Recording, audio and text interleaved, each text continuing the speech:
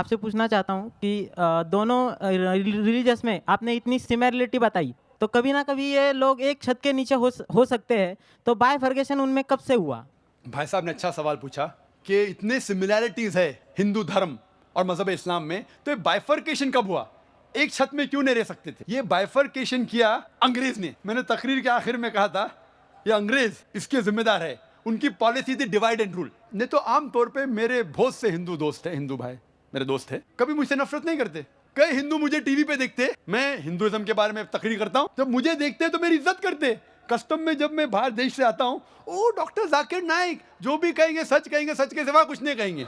जैसे कि मैं कोर्ट में जाके किताब के ऊपर हाथ रख रहा हूँ, वो जानते हैं मैं मुसलमान हूँ, मेरी टोपी मेरी दाढ़ी, कोई भी मुझसे ये नहीं कहेगा कि मैं हिंदू धर्म का मानने वाला हूं, लेकिन मेरी इज्जत करते। क्यों? क्योंकि मैं हक की बात करता हूं। ये अंग्रेज लोग ने चिंगारी डाली और हमें बंटवाया, लेकिन वो जिम्मेदार है, दूसरे जिम्मेदारी हमारी भी है। अगर कोई हमें झगड़ा पैदा करना चाहता है और हम उसके जाल में आ जाते तो गलती हमारी भी है। अंग्रेज तो चले गए, लेकिन अपनी गलत चीजें छोड़ गए। इसीलिए मैं कहता हूं पॉलिटिशियन से, आप दंगे फसाद क्यों करते? लेकिन मेरी ये दरखास्त है कि कम से कम आप अपनी धर्म की किताब को पढ़ो। इख्तिलाफ है, मैं ये कहूंगा कि हिंदू धर्म और मजहब इस्लाम में इख्तिलाफ नहीं है तो मैं सबसे बड़ा झूठा हूं। इंटरफेथ डायलॉग होते हैं, सारे सर्व धर्म एक। वो हिंदू आके कहता है कि हिंदू भी सही, ईसाई भी सही, इस्लाम भी सही। ईसाई प्रीस्ट आके कहता है सारे धर्म एक है, हिंदू भी एक है, क्रिश्चियनिटी भी एक है, इस्लाम भी एक है। कोई मुस्लिम को पकड़ते बकरे को स्टेज पे लेके आते, वो मुस्लिम भी कहता है सारे धर्म एक है, हिंदू भी एक, क्रिश्चियनिटी भी एक और इस्लाम भी एक। मैं कहूंगा वो हिंदू पंडित से, क्या आप इस्लाम कबूल करेंगे? वो कहेगा नहीं। वो क्रिश्चियन से कहेगा क्या आप हिंदू बनेंगे? वो कहेगा नहीं। मैं कहूंगा मुसलमान से क्रिश्चियन बनेंगे? वो कहेगा नहीं। मैं ये कहता हूं इख्तिलाफ तो है, कम से कम वो चीज जो यकसा है सारे धर्मों में, उसके ऊपर कम से कम हम अमल करें। मेरी एक दरखास्त है, कम से कम आप इतना मान लो कि दुनिया में कम से कम एक किताब खुदा की है और 100% सही है। हिंदू बोलेगा मुझे एतराज नहीं, वो हिंदू कहेगा मुझसे मुझे एतराज नहीं, वेदा पूरी सही किताब है।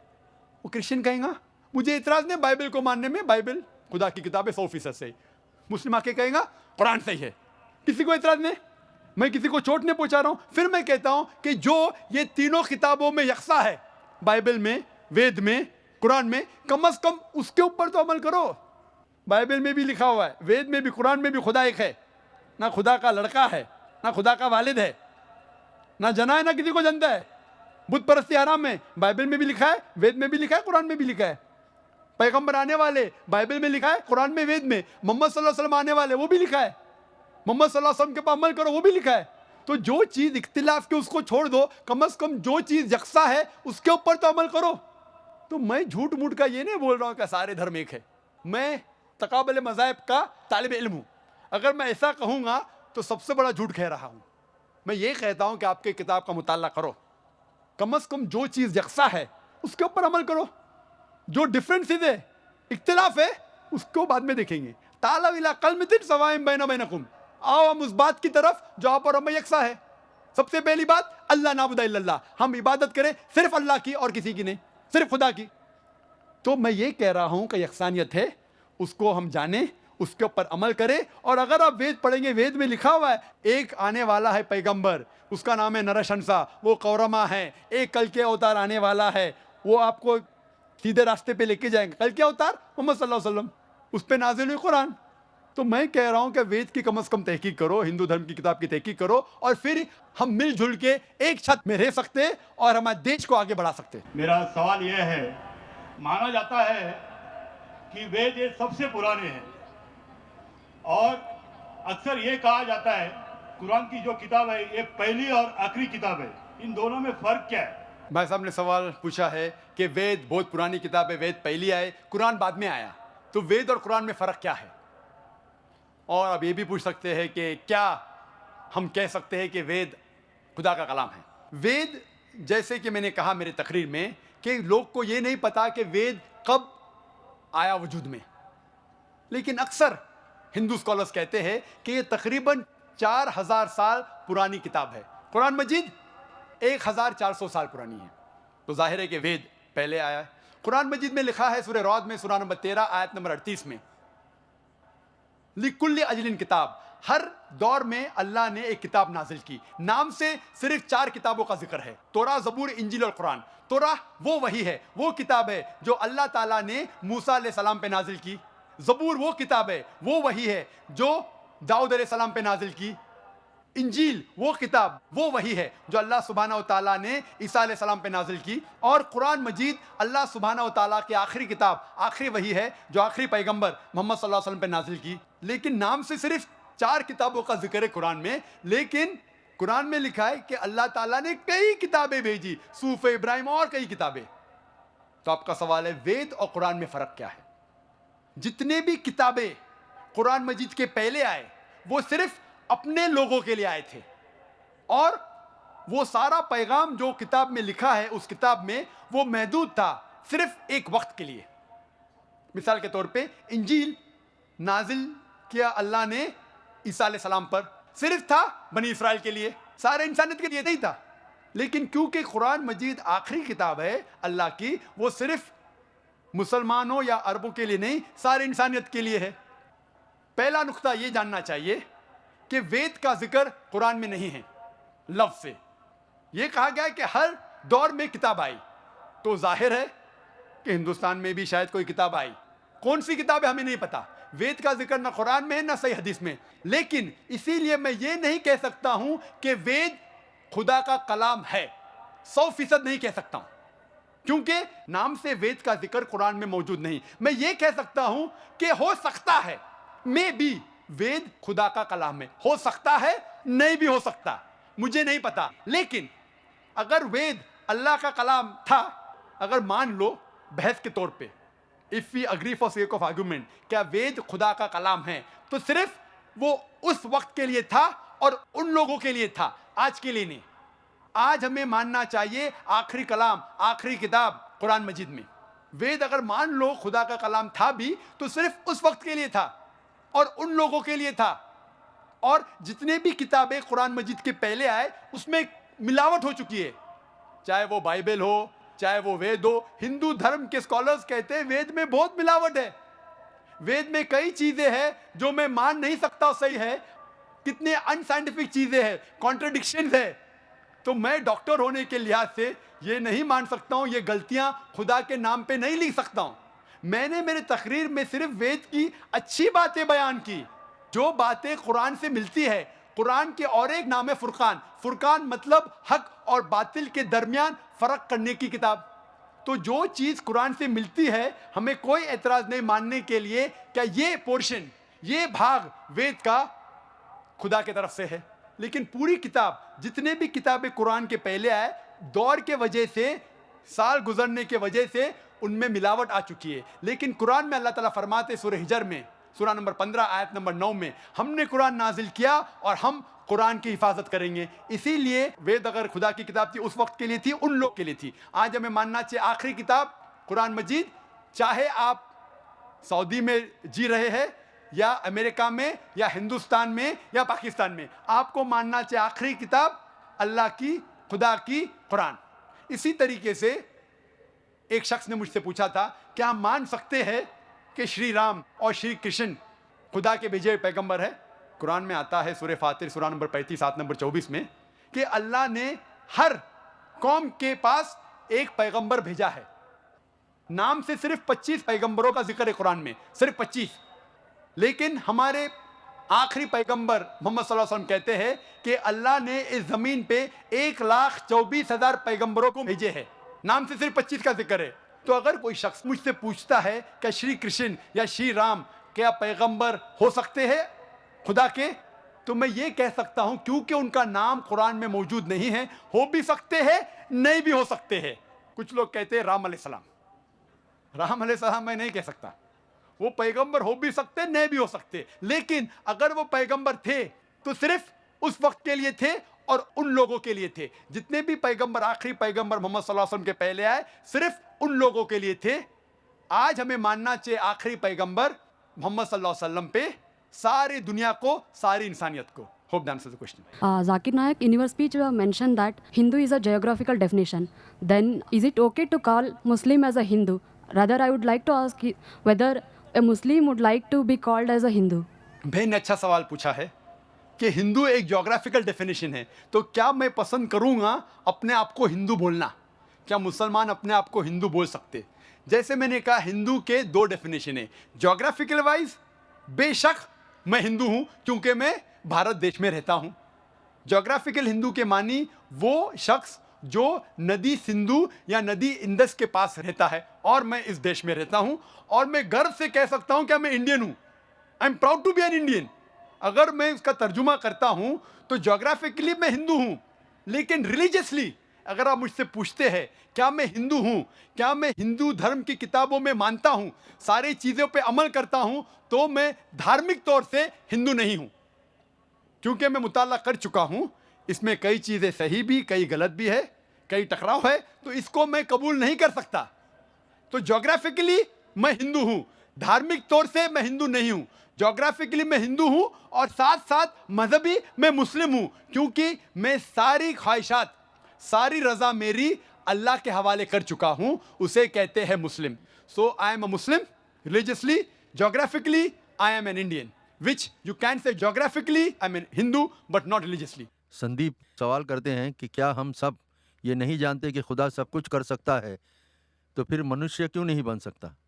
अक्सर लोग कहते हैं कि खुदा सब कुछ कर सकता है, तो सवाल है वो मनुष्य, आदमी क्यों नहीं बन सकता? बहस के तौर पे अगर मान भी लेते अल्लाह सब कुछ कर सकता है, मानते हैं बहस के तौर पे, तो अल्लाह मनुष्य क्यों नहीं बन सकता है, इंसान क्यों नहीं बन सकता है? अगर खुदा मनुष्य बना, इंसान बना, तो वो खुदा नहीं रहता है। क्यों? क्योंकि खुदा और मनुष्य, खुदा और इंसान की क्वालिटी, सिफात बिल्कुल अलग है। खुदा की ना शुरुआत है, लेकिन इंसान की शुरुआत है। एक शख्स जिसकी शुरुआत है और शुरुआत नहीं भी है, ये तो नामुमकिन है। अगर God becomes man, he ceases to be God. अगर खुदा आदमी बन जाता है तो खुदा नहीं रहता है, क्योंकि खुदा की शुरुआत नहीं, आदमी की शुरुआत है। How can you have a God man? एक शख्स जिसकी शुरुआत है और शुरुआत नहीं भी है, इट इज मीनिंगलेस। खुदा का अंत नहीं है, आदमी का अंत है। अगर आप कहेंगे कि एक शख्स है जिसका अंत नहीं है और अंत है भी, इट इज मीनिंगलेस। ये बिना कोई मानी के है। खुदा इमॉर्टल है, human being they are mortal. How can you have a person who is mortal and immortal at the same time? It doesn't make sense. खुदा को खाने की जरूरत नहीं है, इंसान को खाने की ज़रूरत है। अल्लाह ताला फरमाते हैं कुरान शरीफ में, सूरह अनाम में, सूरा नंबर 6 आयत नंबर 14 में, खुदा को खाने की ज़रूरत नहीं लेकिन दूसरों को खिलाता है। Allah does not require to be fed but he feeds everyone else. इंसान को नींद की ज़रूरत है, आराम की ज़रूरत है, खुदा को आराम की ज़रूरत नहीं, नींद की ज़रूरत नहीं। अल्लाह ताला फरमाते हैं सूरह बकरा में, सूरा नंबर 2 आयत कुर्सी में, आयत नंबर 255 में, अल्लाह सुब्हानहू व तआला बेनियाज है, ना ही उन्हें नींद की ज़रूरत, ना ही उन्हें आराम की ज़रूरत। वो मालिक है सारी दुनिया का, सारे आसमान का, सारे आसमान और दुनिया का खालिक है। तो दोनों मुख्तलिफ है, बोथ आर डिफरेंट। मान भी लेते हैं कि खुदा इंसान बना तो खुदा रहता ही नहीं, और जब खुदा नहीं रहा तो इंसान को पूछने की क्या ज़रूरत? आप और हम भी इंसान हैं, तो क्या फ़ायदा इंसान को पूछ के? अगर हम इस बहस को आगे लेके जाते कि खुदा सब कुछ कर सकता है, तो इस बहस को आगे लेके आते तो ये भी मानने पड़ेगा कि अल्लाह झूठ भी बोल सकता है, खुदा झूठ भी बोल सकता है। हम जानते हैं कि खुदा झूठ नहीं बोलता। अगर खुदा झूठ बोला तो खुदा नहीं रहता। वही अंदाज से लोग ये भी कह सकते हैं कि खुदा नाइंसाफ़ी कर सकता, लेकिन कुरान में लिखा हुआ है सूरह निसा में, सूरा नंबर 4 आयत नंबर 40 में, खुदा थोड़ी भी नाइंसाफ़ी नहीं करता। अगर खुदा नाइंसाफ़ी किया तो खुदा ही नहीं रहता। इसी बहस को आगे लेके जाते तो कह सकते अगर खुदा सब कुछ कर सकता तो खुदा भूल भी सकता, लेकिन भूलना खुदा की सिफत नहीं है, झूठ बोलना खुदा की सिफत नहीं है। कुरान में लिखा है सूरह तहा में, सूरा नंबर 20 आयत नंबर 52 में, खुदा नहीं भूलता। अगर खुदा भूला तो खुदा ही नहीं रहता। अगर खुदा सब कुछ कर सकता तो खुदा गलती भी कर सकता, लेकिन गलती करना खुदा की सिफत में से नहीं है। अल्लाह ताला फरमाते सूरह तहा में, सूरा नंबर 20 आयत नंबर 52 में कि खुदा कभी भी गलती नहीं करता। अगर गलती किया तो खुदा ही नहीं। इसीलिए कहीं भी कुरान में ये नहीं लिखा है कि अल्लाह सब कुछ कर सकता है। कुरान में लिखा हुआ है इन्नल्लाह अला कुल्लि शैइन कदीर, Allah has power over all things. अल्लाह सब चीज़ों पे कायम है। Allah has power over all things, he has power over all things, ताकत है सब चीज़ों पे।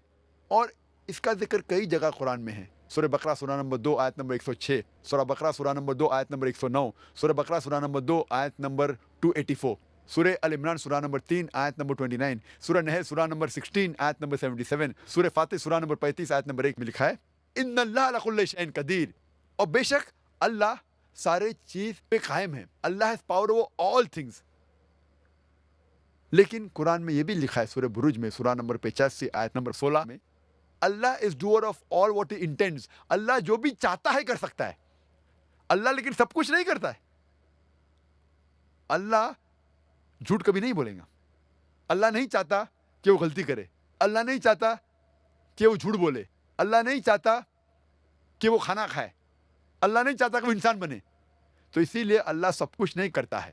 अल्लाह अच्छी चीजें सिर्फ करता है। Allah is the doer of all intents and intents only good things. तो ये कहना कि खुदा इंसान बना बिल्कुल बेबुनियाद है और खुदाई के खिलाफ है। Hope that answers the question. अस्सलामु अलैकुम व रहमतुल्लाहि व बरकातुहू। जी खुशामदीद दोस्तों, उम्मीद करता हूँ वीडियो आपने पूरी देखी होगी और आपको पसंद भी आई होगी। भाइयों दोस्तों, अल्लाह ताला कुरान में फरमाते हैं इन्न दीना इंदल्लाहिल इस्लाम। अल्लाह ताला के नज़दीक जो मज़हब है वो इस्लाम है। तो मतलब ये है कि इस्लाम के अलावा कोई दूसरा मज़हब हरगिज़ आपके लिए काबिल कबूल नहीं। अगर आप इस्लाम के अलावा कोई दूसरा मज़हब अपनाएंगे तो वो हरगिज़ काबिल कबूल नहीं होगा। भाइयों दोस्तों, इस्लाम ऐसा मज़हब है जो आपको हर वक्त हर एक चीज़ आपको सिर्फ़ और सिर्फ एक अल्लाह की इबादत की दावत देता है, तौहीद। जिस तरह हम ईमान लाते हैं तो हम ईमान मुफस्सल पढ़ते हैं, आमनतु बिल्लाहि व मलाइकतिही व कुतुबिही व रुसुलिही वल यौमिल आखिर वल क़द्रि खैरिही व शर्रिही मिनल्लाहि तआला वल बअस बादल मौत। तो भाइयों दोस्तों, ईमान लाना और फिर ईमान को अपनाना और इसी तरह ईमान को अपने आमालनामे के अंदर लाना, उस पर अमल करना, उसको कायम रखना, यही एक मुसलमान की निशानी होनी चाहिए। आपने डॉक्टर जाकिर नाइक के बहुत सारी वीडियोस ऐसी देखी होंगी जिसमें वो यकसानियत की बात करते हैं। तो उनका मकसद ये है कि वो जब यकसानियत के ऊपर वीडियो बनाते हैं तो उनका मकसद ये है कि जितने भी गैर है, यहूदी है, ईसाई है या हिंदू है, ताकि वो किसी न किसी तरीके से इस्लाम के अंदर दाखिल हो जाए। और इसकी तरफ कुरान में भी इरशाद है, अल्लाह ताला फरमाते हैं उदउ इला सबील रब्बिका बिल हिकमति वल मौइज़तिल हसना, कि अपने रब को पुकारो हिकमत के साथ और अच्छी नसीहत के साथ। तो अगर आप अच्छी नसीहत के साथ और हिकमत के साथ किसी को अपनी तरफ बुलाएंगे तो यही चीज़ आपके हमेशा काबिल कबूल होगी। अगर इसके अलावा आप ये चीज़ नहीं करेंगे तो आप हरगिज़ कामयाब नहीं होंगे, ना ही आप इसके आपके लिए काबिल कबूल होगी। भाइयों दोस्तों, कुरान में हर जगह यही चीज़ सामने आया है कि अगर आप सिर्फ़ और सिर्फ एक अल्लाह की इबादत करेंगे तो ही आप कामयाब होंगे। अगर अल्लाह ताला के सिवा किसी दूसरे की तरफ जाएंगे तो आप कामयाब नहीं होंगे। तो भाइयों दोस्तों, कभी भी अल्लाह ताला के साथ शरीक मत बनाओ। शिर्क के बारे में कुरान में अल्लाह ताला फरमाते हैं इन्न शिरका लज़ुल्मुन अज़ीम, कि बेशक शिर्क सबसे बड़ा जुल्म है। सबसे बड़ा जुल्म वो क्या है? वो शिर्क है। शिर्क के बारे में बार बार यही चीज़ आती है कि दुनिया में अगर सबसे ज़्यादा गुनाह है तो उन गुनाहों में सबसे बड़ी जो गुनाह है वो शिर्क का ही है। क्योंकि जब आप ऐसी ज़ात के साथ शरीक बनाएंगे जिसका असल में कोई शरीक है ही नहीं, जिसने ख़ुद बज़ाते ख़ुद ये पूरी दुनिया बनाई, जिसका कुदरत और कंट्रोल इस पूरी दुनिया पर है, तो जब आप उसके साथ शरीक बनाएंगे तो आप बिल्कुल नागवार काम करेंगे। तो भाइयों दोस्तों, हरगिज़ अल्लाह ताला के साथ शरीक ना बनाइए। इसीलिए कुरान में अल्लाह ताला फरमाते हैं इन्नल्लाह ला यग़फ़िरु अन युशरक बिही व यग़फ़िरु मा दून ज़ालिका लिमन यशा। भाइयों दोस्तों, हरगिज़ अल्लाह ताला के साथ आप शरीक जो है ना वो ना बनाए। और इसी तरह जो लोग अल्लाह ताला के साथ शरीक बनाते हैं तो वो हरगिज़ कामयाब नहीं होंगे, ना ही इस दुनिया में और ना ही क़यामत के दिन। अल्लाह ताला के साथ शरीक बनाने का मकसद या मतलब क्या है? अल्लाह ताला के साथ शरीक बनाने का मकसद या मतलब ये है कि जब भी आप अल्लाह के साथ शरीक बनाएंगे, इसका मतलब आप जो है ना ख़ुद क्या करेंगे, अपने मौत को दावत देंगे और इसी तरह अपने हलाकत को आप तलब करेंगे, जो हरगिज़ जायज़ नहीं। तो भाई ने जहाँ पर जो सवाल किया कि अगर मुसलमान और हिंदू में इतनी यकसानियत है तो इकट्ठा क्यों नहीं रह सकती? जवाब ये है कि इनमें यकसानियत नहीं है। अल्लाह ताला एक है, ये हमारा मानना है, जबकि हिंदू मानते हैं कि बहुत ज़्यादा है वगैरह वगैरह। तो वो मुख्तलिफ़ चीज़ों में बिलीव करते हैं और हम मुसलमान सिर्फ़ और सिर्फ एक अल्लाह की वहदानियत पर यकीन रखते हैं। उम्मीद करता हूँ ये वीडियो आपको पसंद आई होगी। अगर वीडियो आपको पसंद आए तो इस चैनल को सब्सक्राइब करें।